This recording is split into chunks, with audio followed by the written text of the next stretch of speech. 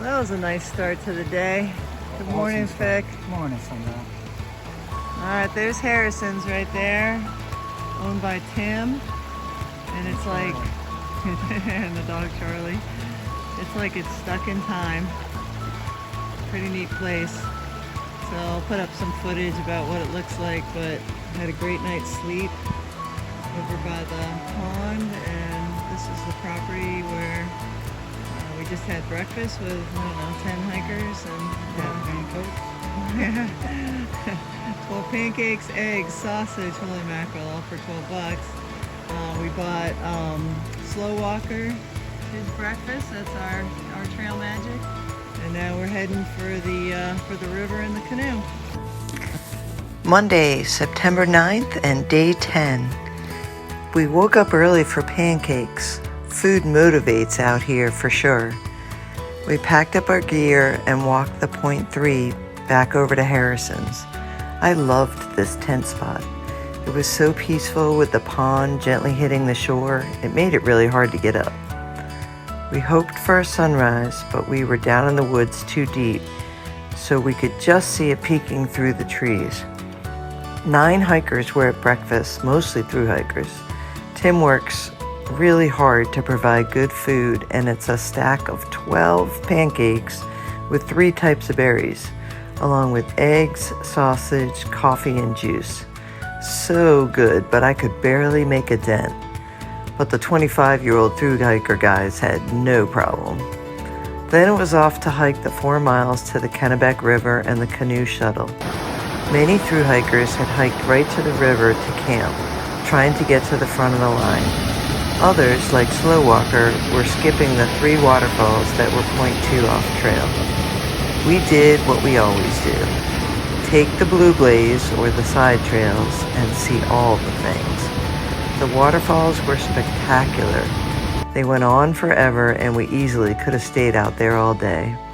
By the time we got to the river 2.5 hours later, there was not a soul.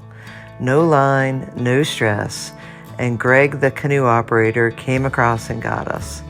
It's only a 5-minute canoe ride across, but he worked hard against that current. They even have you sign a waiver and wear a life jacket.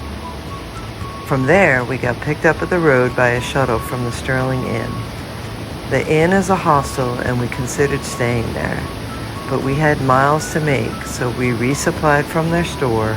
I took a shower. We had lunch on the porch with Slow Walker, and we headed out to the trail. We may not see Slow Walker again. He was staying at the hostel, and he will be 2 days behind us from now on. We definitely will miss him and promised him Maryland crabs when he and his wife head back to Alabama from Katahdin, and we hope that he stays with us en route. It was another stunning day here in Maine, so we hiked another 7.5 miles. But at 5 p.m. we did our thing, which is to stop early on a mountain summit that is facing west, which holds the promise of sunset. And what a sunset it was. The one we have been waiting for since we got to Maine. On and on with bright oranges, deep reds, and wispy pinks. It was chilly on Mount Pleasant, but we layered up, made our dinner, and watched nature do its thing. So much better than a night in a hostel. At its conclusion, we hiked on, but only about a half a mile to a fantastic stealth spot. We are comfy in our tents right now, nestled in the pine needle silence. Our plan is to rise early, hike the half-mile back up to the summit for sunrise, and then head out. We need a big day tomorrow to get back to our loose schedule we are trying to keep to get to Katahdin on time. And just a reminder, always stop early and see the sunset. Always.